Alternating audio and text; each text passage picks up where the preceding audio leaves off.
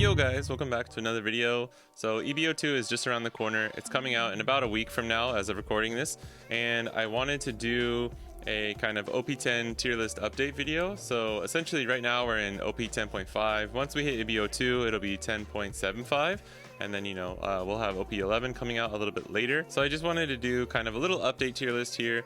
I have some some data and some charts that I want to show as I'm doing my tier list, to kind of like give it a little bit more data-driven, data-backed stuff that you guys can actually see real time, instead of just taking my word for it or just having me like purely being speculative, because we actually have data this time. It's not just like guessing from a new meta or anything.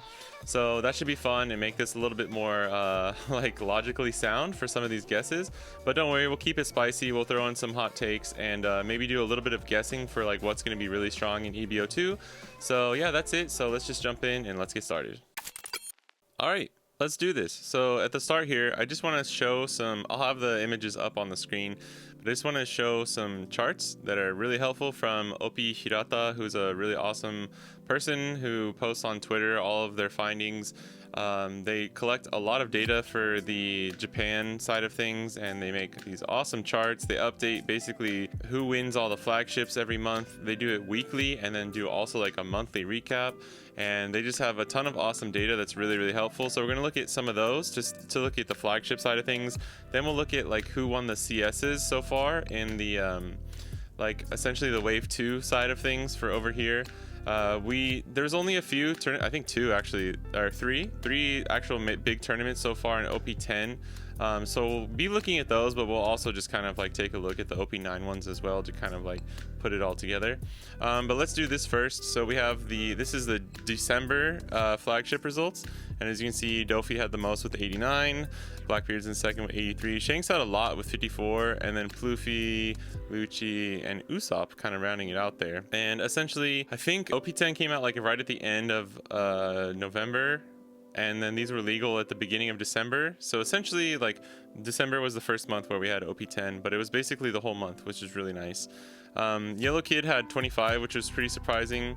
I think he was really strong at the start, because he's kind of just like it's kind of like Shanks, where he's like a simple, straightforward leader, but he's also just very strong. Let's take a look at, this is the first, and since we don't have January is obviously not over yet, so we don't have all of the compiled data, so I'm going to be looking at the first 2 weeks of January. So this is the first week. Obviously the numbers are lower because it's just 1 week, but 28 for Dofi, 19 for Teach, 16 for Lucci, 12 for Shanks. You're kind of seeing a pattern here, and just seeing some like just one-ofs like at the bottom, the 4, 3, 2s. 5 for Smoker, which is pretty good. This is the second week. 49 for Dofi, 28 for Teach, 21 for Pluffy. So Pluffy took over. Lucci not really showing up that week. Pluffy just doing better. I think it's probably because there was more Teach running around, and Pluffy's a good counter to Teach. And BY kind of rising up a little bit there too, and Usopp and Shanks getting 13. You can see like Bonnie didn't have that many. Anel got squeezing in there with 5, and look at Moria down there with 3. That's actually like one of the decks that have been kind of coming up in the past couple of weeks. And this is just for fun, but this is also the graphic for all the flagship battles throughout 2024. And it's just crazy to see how many RP Law got, because this is also includes like after the RP Law ban. Like Lucci had a ton, right, because of NES Lobby too as well, but he couldn't even catch up to RP Law after Law was banned for what, like 2 whole sets for the rest of 2024. And you saw Anel, yeah, people forget, but Anel was a really big like flagship winner back through like OP7, OP8.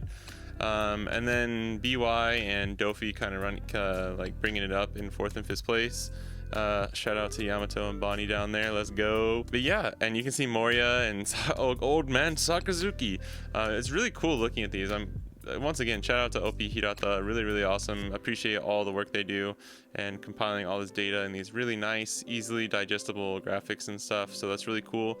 And the last thing I want to look at real quick, sorry this is in Japanese, but this is the wave 2 area, or like the wave 2 CS winning leader breakdown.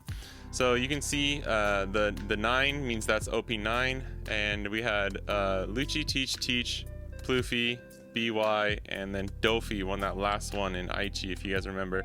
and then there was 2 for OP10, and this was shown at the Wave 2 CS final. So obviously that one's not included, but we'll talk about that at the right here. So Enel, if you remember, Enel won the first one for OP10, which was crazy. The Drake tech to rest Burgess and just being able to beat Teach with the tech that was new caught those players off guard, and he was able to kind of make his way to the finals and win that. And then this was Tokyo, because Tokyo had 2 days for that.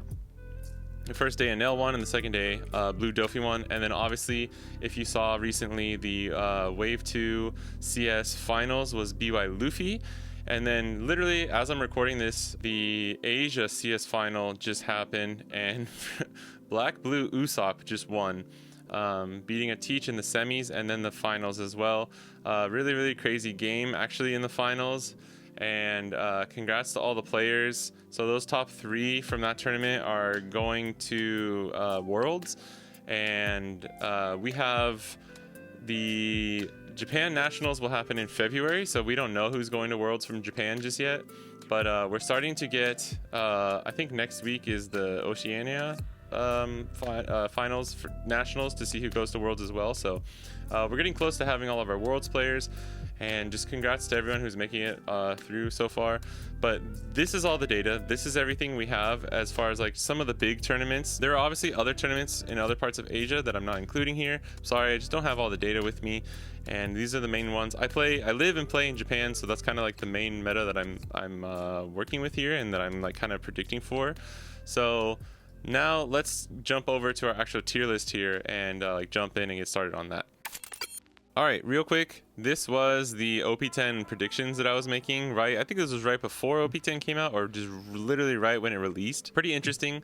At the time, Shanks was he was really hot. He was running hot. I think this is pretty good. Like, there's pretty good predictions. BY could have been up a little bit higher, but check it out. Usopp and Rebecca I put as like a pair. I was kind of cheating. I know that's not really fair, but I was like, one of these will end up being better, and whoever it is, I think gets a spot right here.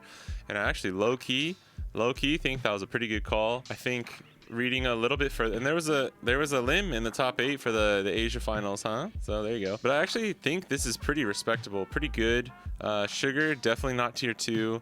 So there's a few Yamato. I don't know if I would end up in tier 2 here, but a few good calls that I'm actually pretty proud of, and a few that like obviously just got wrong. But this was all speculative, and I was throwing a bone to some of these leaders. Like Caesar, I just put him in 3 because we just hadn't seen what he was capable of yet. But now let's jump over to the actual tier list for today. All right, so real quickly, tier 1, 1.5, 2, and 3. 1 is essentially like best deck in format, or like the highest potential, like best power deck. 1.5 is essentially what you're gonna just have everything outside the best deck in format, and what you'll see like in the top 8. Tier 2, I think you can sneak into like top 16, top 32. Definitely win some flagships. And then tier 3, I think, is just like the outlier, where it's like either you just really need like the goated pilot to make it work, or you know, we'll be winning like some locals and stuff, potentially every now and then breaking out and winning a flagship or something, but can't put too much weight on that, and won't be that strong. Then we have the EBO2 waiting room, because we are going to be talking about like EBO2 coming out soon, and I just wanted to throw this in here real quick. These are a few EBO2 hopefuls that I don't think it's really, like, I don't know if it's really the waiting room, but these are just some leaders that I think could have some really cool, fun, spicy potential once EBO2 comes out, that essentially either they can potentially make use of the search events really well, or they just have like some cool cards coming out, like Arlon getting that Arlon card, Kuro getting the double attack buggy, Rosinante kind of getting a little bit of support, Ace getting that new Ace, Iceberg getting some support, and I just wanted to shout them out real quick. But I don't think they'll actually really have too much crazy potential, but they're like maybe it's a maybe tier. And then of course we got F for Fallen Heroes, shout out. But let's just jump into it. I'm not gonna try and diddle daddle too much here. We're just gonna put Dofi in tier 1. I think I've been putting other leaders in tier 1, and I think what we're just gonna do here is I'm just gonna say this is just best deck in format. I'm gonna keep it like that. And while I'm a huge believer that there are plenty of decks that can beat Dofi, I think just the way the things work and the weird relationship Dofi has with Blackbeard, being able to beat Blackbeard and Blackbeard gatekeeping a lot of other stuff, and those kind of like triangle relationships that happen a lot throughout the meta when you have a situation like this, just for me, just puts him in the best deck in format. I don't think this is a hot take. I don't think most people would disagree with this. But what I'm not going to do this time is I'm not going to put him on a tier with other leaders. This is essentially just, this is BDIF, and everyone else is like tier 1. Like the tier 1.5 tier is going to be like you're essentially can compete with Dofi, but you're just overall like your standing and your placement within the meta is you just don't have what it takes to be on the same level as Dofi. I hope that makes sense. Let's start with the tier 1 1.5 leaders. Oh, sorry, real quick. I wanted to do just the OP10 leaders and talk about them just real quick. So Caesar, you're out of here, buddy. I'm sorry. This leader is really bad, unfortunately. Could be good at some point, but just not, the support's not there. Kid, I'll probably end up moving some of these around. Kid, I think, is a tier 2 leader for me. He is solid. It's the Shanks effect, like a simple, straightforward yet strong leader that has like just weaknesses that are exploitable. And once you learn how to play against it, it's not as strong as it once was. Learning when to attack and when not to attack is important against Kid. Kind of similar to Shanks, like learning what power to attack at and how often, and like a similar kind of thing, right? Red Green Smoker, this is hard. I'm gonna put him at tier 2 for now. I think he has a lot of potential, and with the right build can actually be strong into Dofi. And I think Smoker is pretty strong into stuff like Teach as well, just with Tashigi and Smoker. But in my testing with him, I just find that it's very reliant on the cards like Tashigi and Smoker, which are searchable in this build. But you still just kind of run into this problem of like, even though it's searchable, you only have one way to search it, through Virgo. And if you don't see Virgo, if you don't see Smoker on curve or early enough, if you don't see Smoker on curve or like the turn after, even if you find it later, the 5-cost Smoker is what I'm talking about. It kind of just hurts you, and it being counterless just kind of makes it a little bit rough. So Smoker on curve and finding the cards that it needs early, really, really strong. But for now, I'm going to put tier 2. I would even consider tier 3, but we'll do 2 for now.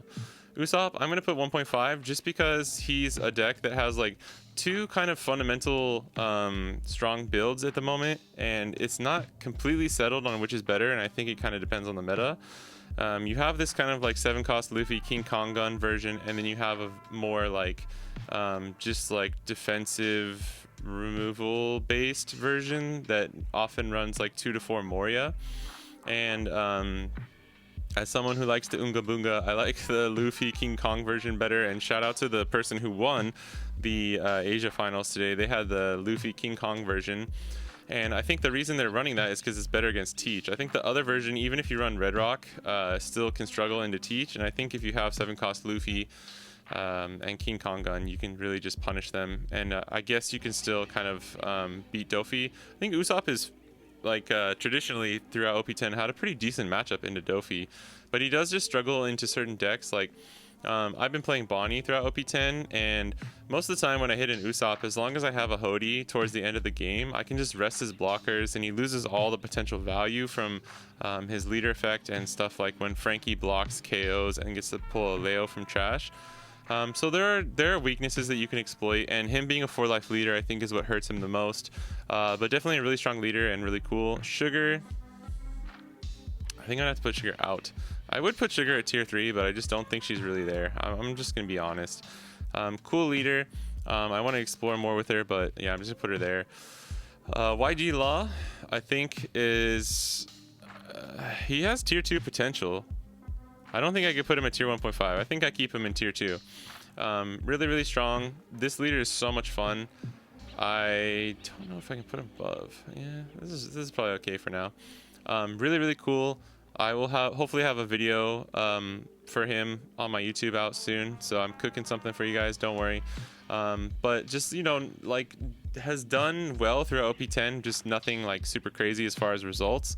And I think this is a leader that is really, really hard to play at its highest potential and takes a lot of time, a lot of practice, and you get rewarded for that. But it's also, you know, it's still just like, you can beat Dofi if you run ACOS Kid, but you can still lose to Dofi through a well-timed pudding, or if you just can't find what you need, or if you're breaking a little too hard. He has a decent matchup spread, I think, into a lot of decks, but I do think he struggles against black, even if you're running stuff like 4-cost Hawkins. And yeah, it's hard to tech for everything with this build, but you can try your best, but there's always like 1 or 2 matchups that you're just not gonna be able to tech for. So those are the OP10 leaders. This is where I think they're standing right now. We might shift some of this stuff around as we go. Rebecca, I think, is gonna be tier 3 for me, just because she's awesome and she's really strong, and I think she has some strength over USOPP, but I think she just suffers a little bit through maybe like the pace of the deck, and I still think Rebecca's a way harder deck to pilot at full potential over USOPP, and I think it's a deck like Vegapunk where you just kind of risk like going to time, or not having the resources you need, or like your brain melting from playing too much or playing too long, you know. So I'm gonna put her in tier 3 for now. Moria, I'm gonna put tier 3. He's been a sleeper pick that's come back up, and I actually put him in the spice category at the beginning of OP10, which was pretty cool, because at that time, like, if you had told me that, or if you had said that like Moria was gonna do well in OP10, people would probably be like, nah bro, that's not happening. But he's done well, not too bad, because OP10 has been a weird meta for us over here in Japan, where it's just like, you just don't know what you're gonna run into.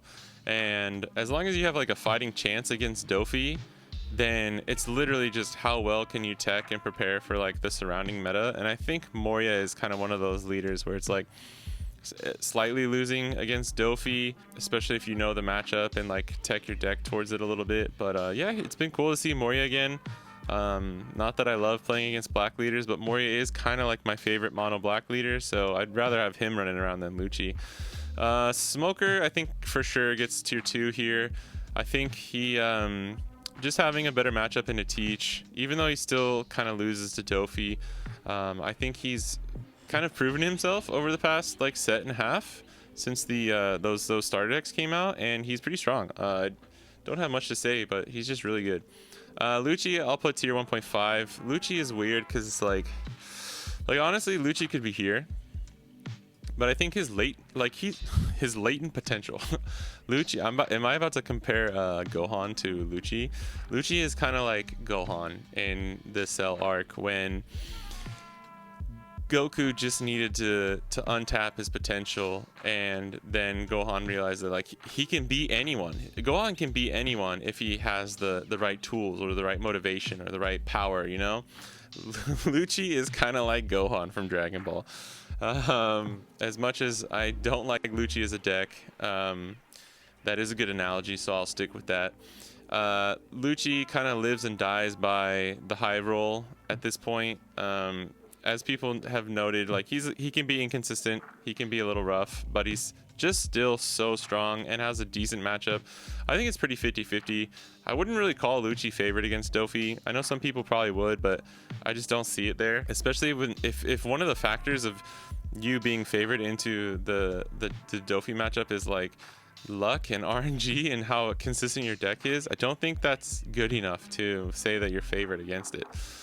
Pluffy we'll put up here in 1.5. I'll probably put it above Lucci, just because I think he can struggle into Dofi, but has a good matchup. Honestly, has like a decent matchup into Lucci, has a decent matchup into all these other types of decks, and but again, just lives and dies by the high roll, man. Like Pluffy and Lucci are like meant for each other.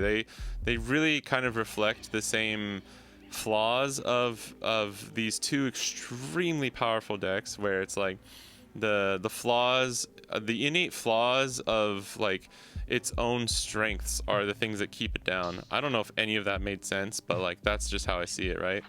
BY, I'll give him a shout. Good boy. He's a strong deck. Okay, here's the thing. I think BY is a little overhyped right now. I hope I don't get this will be one of the hot takes I can give you guys. I don't think BY is that strong right now. And I'll tell you why. It's just because I think, of course, strong leader. He won freaking OP9 Orlando Nats, shout out Cross, won the Wave 2 CS. That was not the Japanese Nationals, by the way. I've seen some people kind of get that confused. That was not Nationals. Nationals is in February. But he did win the CS and has won a few things recently, right? A good pick in 09, but still loses to a lot of stuff, right? Like you unfavored against Bonnie, unfavored against Teach, Dofi. If they know the matchup and like hit a good pudding on you, you're probably just gonna lose. Like there's a lot of factors, and like even Smoker has like a decent enough matchup into you where you still beat Lucci, you still and Pluffy can beat BY. And Shanks. Like there's still too many, like on paper, like this deck can lose to this. He has too many 50-50s and too many slightly losing matchups that are in the top meta for me to honestly put him like at the top of 1.5. I don't know if that's a bad take or not, but it's whatever. Bella Betty, I think just, you know, another live or die by the high roll deck. I'm gonna throw her a bone and put her in tier 3 just because I think I don't know, like if Teach is ever really strong, then Betty can be strong too. Reiju is like Moria, kind of been popping up again recently, so I'm gonna put her here in tier 3. Not too much to say, just Reiju's a strong deck. I still think she struggles against a lot of other decks and also kind of has this weird like consistency issue, so yeah, that's as much as I can say. Carrot, we're gonna put in the EBO2 waiting room. Welcome to the club. There's a new 1-cost carrot, and potentially that searches 7 for Zoe and then plays it out if you have 3 or more Dawn. So it's not just that though, and potentially using the search event too. I just think Carrot is like one of those sneaky leaders that actually has like a decent matchup into Dofi, Pluffy, BY. I don't know about everything just yet. I've been playing her again recently, and it's kind of like, okay, hold on, she's strong. Carrot's really strong right now. Thanks to like stuff like Tashigi too, you like have a shot against black and blue. Like as long as you have Tashigi in your deck, you can beat Hancock. It sounds crazy, but I promise you it's really true.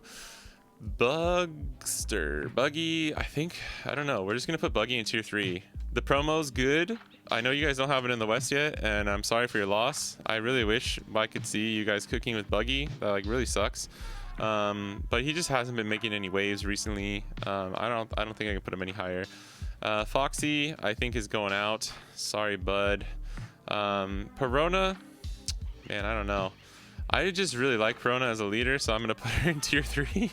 Again, like tier 3, this is like, you know, occasionally winning flagships, or is like kind of on the up and up. Like these are kind of like people on the rise, leaders that have strong potential, but either just don't have the results to show for it, or whatever, and I think are just potentially have a lot of potential. Shanks is a weird leader, man. I know he just won Latin America finals too. Shout out to that player. Really good stuff. You know, until EBO2 and we see how much the potential consistency of the search events helps him out, I think I'm just gonna have to keep him down here because Lucci's really strong against Shanks. I still think Dofi wins the matchup, but he does have some sneaky advantages here where like Shanks is really good against USOPP. He can beat BY. Obviously, if you have Rayleighs, you can beat Dofi. The full like Red Hawk Ace Marco version can beat Lucci, but people are kind of going back to a mid-tempo KO version that runs like Building Snake and 1 to 3 copies of Divine Departure, and it's kind of like in a weird mixed hybrid version right now. So he's kind of lost. He's lost in the sauce, that old Shanks, and I'm not sure like if I can put him in 1.5 at the moment. I just don't think I can. But still a really strong deck. Like he showed up at the Wave 2 CS finals, and you know, I think he got to like top 8 or whatever. I think that one match on stream. But yeah, just gonna put him in tier 2 for now. Potentially, like, he could go here. Actually, I'll put him at the end. I'll put him at the end of tier 1.5. I think that's fair for now. Robin is just a cool leader that's got some hidden potential. Shout out to the person who got like, what, there was 2, right? Was there 2? There's I think 1 or 2 who topped at the Latin America finals, so shout out to them. Marco, you're not supposed to be here.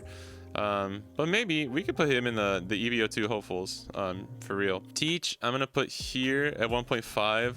I have this thing, and I've been talking about this recently on stream and stuff. I have this thing where it's like hard for me to put Teach as like the second best, but I often do, just because it's like it kind of doesn't make sense not to. The thing is here is it's just like your worst matchup essentially is the best deck in format. And the thing with OP10 is, with the introduction of Kuzan, which is a pretty broken card that's really, really good, the other thing that happens here is like the list becomes very, very tight. Most people are just even taking out Laboon, and it's become like you just mulligan for Hachinosu and just like try and set up everything through that, right? And it's really, really strong. And Liberation is a strong card that essentially gives you a shot against Dofi now, to where the matchup is not as bad as it once was. But the thing is I think that this actually like opens the door a little bit to having more decks that if they even just slightly tech, or some of them don't even have to tech for Teach. They're just built in a way that they can kind of like combat Teach. Like I think Red Green Smoker is one of those builds. Pluffy is strong against Blackbeard, especially if they're not running Laboon. I think Pluffy just becomes pretty favored in that matchup. I think USOPP, as we saw, like if you're running the 7-cost Luffy and King Kong gun, it's a pretty, I don't know, I still think that's maybe like a 50-50, I could be wrong. And if you're running the Red Rock heavy version, as long as you see what you need when you need it, you have a shot. I think Shanks can still beat Teach. Like BY, I think is still unfavored, but there's some matchups like Bonnie as well as BY, even though they're unfavored, I think it's so much better in OP10, and I think there are just ways around it. And then some of these decks, it's not like the natural thing, but if they tech for Teach, they can beat it, right? Like even Yellow Kid, when there was a ton of Teach at the beginning of OP10, they were just running Rygo and more triggers out of life, right? It's like, oh well, all of a sudden now they can beat Teach. So that was something really interesting to see as well. All right, but let's keep this moving. Black Purple Luffy, I'm just gonna put him as like kind of a, he's strong, man. This is so hard. I want to put him higher, I just can't. Katakuri is a weird one that I'm just gonna kind of leave here. He can be strong, but he still struggles, and like he's pretty RNG reliant, and it's kind of just like that's something that's not consistent enough. Like he could win a flagship or something, but I wouldn't be able to see him going much higher than that just in the current meta, and I don't think anything will come out of EBO2. So let's take Bonnie here. I think Bonnie, I would put maybe here. This is hard, and I'm a Bonnie main. I play Bonnie. I played main Bonnie for the past like 2 sets, and I'm trying not to be super biased here, but like honestly, if you look at all these matchups here, the only ones that are like actually unfavored in my opinion is Lucci and like slightly Shanks. And if you run 4 9-cost Shanks, the Shanks matchup is very close to 50-50. Lucci obviously still unfavored. Blackbeard I think is still slightly unfavored, or 50-50, just depending on your own build. Like you don't even have to run Straw Sword and Zoro. I think you can kind of make do with just Tashigi. And if you run a double searcher build that runs like 4 10-cost Doflamingos, I think you're pretty unfavored into Blackbeard. But if you run like a single searcher build that has more of the like 2-cost 3Ks, like the film Luffy 2K or the 2-cost Apu, and you have like Smoker and Tashigi. I've even recently been testing 7-cost Kid in like OP10 10.5 builds, and that's strong against Blackbeard.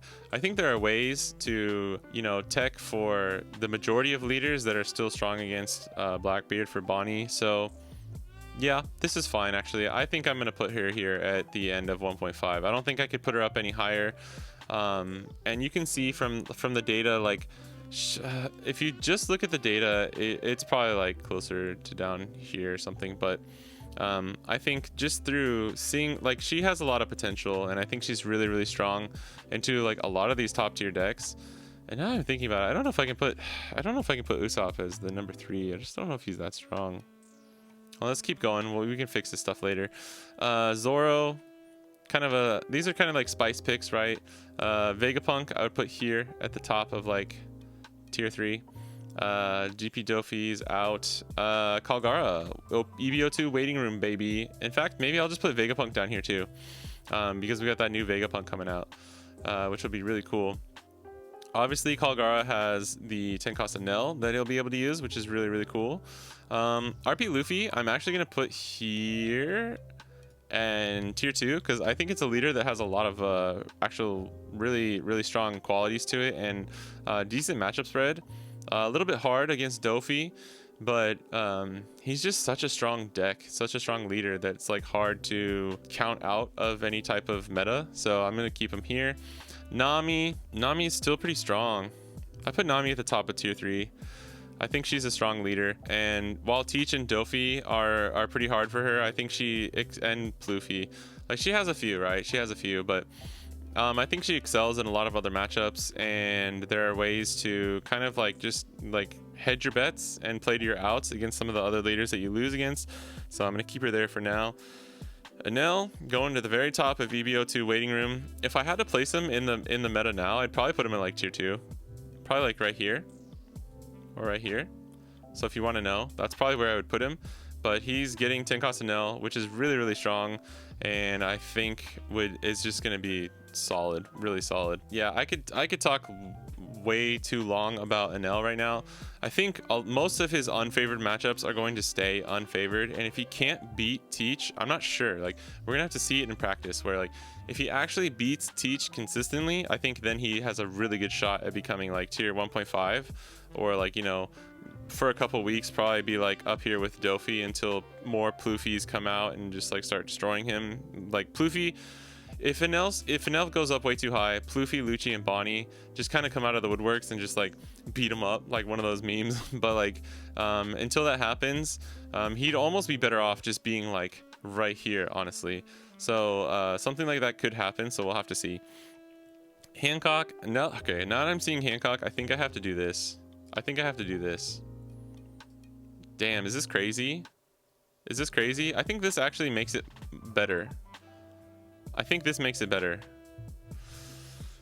Because Hancock is another leader that's been coming up recently, and just with like the addition of Kyros and the matchup spread, anytime Lucci kind of drops off a little bit, stuff like Bonnie and Hancock just like shoot up. And having a good matchup against Teach, sort of okay matchup against Dofi, and just like decent enough into a lot of these. Hancock's really good into like a lot of the decks underneath her, and good into just one or two of the decks that are above her in the meta. So it's hard to like put her too high, but I think this is okay. I actually don't mind this. Again, I think this is kind of indicative of what we've seen, right? Where it's like BDIF, these are the top 8, like kind of like what you're seeing in the top 8, top 12, top 16, top 32. It doesn't mean that any of these are like bad, right? Tier 2 doesn't mean you're bad. It just means you're not being as highly represented in the like top tiers, or the top like cuts of tournaments. Yamato, you guys know I love Yamato. We're gonna put Yamato maybe right here. I think right here is okay. The more Teach and Usopp rise up, the more Yamato stonks go up. Just 4-life leader and Blackbeard are just easy pickings for Yamato. But Yamato still struggles into some of the other leaders that are kind of in the middle here.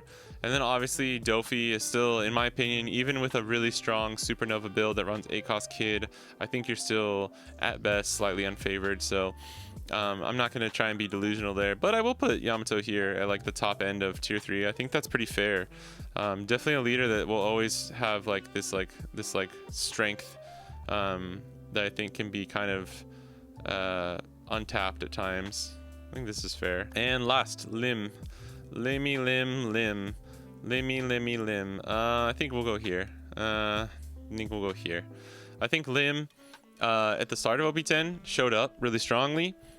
Showed up with some good results and was very powerful, and then kind of dipped off, but a nice showing recently from the Asia finals, I think, was a nice little boost to kind of show like, hey, Lim's still really strong. You can tackle Dofi, you can tackle Teach, and then you just have like a pretty solid kind of matchup spread into a lot of the other decks, which I think puts her in a really cool position. But yeah, I think this will be it. I think this is where we're gonna land. Let me see if there's anything I would change real quick. keep in mind that like the order of these tiers is not like 100% solid. I just hold on guys. I don't think I can put Usopp here as third. He's just not that good, you know what I mean? Like I almost want to put BY here, but I don't think BY is actually that good. Man, it's really hard. It's really hard. Okay, I hate doing this, but just kind of just this order, it can be kind of in any order, at least for 1.5. Honestly, this is kind of like an orderless row here. Tier 2 I think is a little bit more of a concrete ordering here, and then 3 is whatever, you can kind of order it however you like. But yeah, that's it. This is my OP10.5 tier list leading up into EBO2. Again, this 1.5 is kind of just any order works. I think they all kind of have a similar potential. It just depends on what the rest of the meta is. And as far as what I think is going to be really strong in EBO2, the main one is Enel. Like, I'm not gonna lie, the main one is Enel, with other decks just needing some like time to test things out. And whether or not Enel really jumps up to the top is going to kind of determine how the rest of the meta shifts, because Enel does beat Dofi. I think like Dofi's gonna lose pretty hard to Enel most of the time. I don't think there's much Dofi could even try and do to tech for Enel that wouldn't just like start hurting the rest of his matchup spread pretty bad. But like, I love a good monkey wrench in the meta, so I want Enel to do well, at least a little bit. I hope I don't regret my words, okay? It would be cool to see Enel throw a little bit of a monkey wrench and then kind of just dip out, right? Like, kind of go up here, hey, oh, cool, yeah, 10 cost Enel is really, really strong, and then just kind of like dip back out. But let me know what you guys think is gonna happen for OP10, like the rest of OP10 over here, what you think for EBO2 once that comes out. What do you think is going to happen when you guys get OP10 in the West? What are you looking forward to? Let me know if you have any comments about the list. Again, please keep everything like clean and classy. Let's keep it classy, everyone. But yeah, this was fun. I think this was a cool one. I hope seeing the data on the front end of that kind of helped too. And again, I don't know if Usopp can deserve to really be this high up, but that's just where I'm going to put him right now, especially with the win after today. But yeah, that's going to be it for me. Thanks for watching. Consider liking and subscribing if you enjoyed it. It really helps me out. And I will have a lot of OP10 videos coming out over the next couple of weeks, so please keep an eye out for that. But just for now, thank you for watching, and I'll catch you guys in the next one. Peace.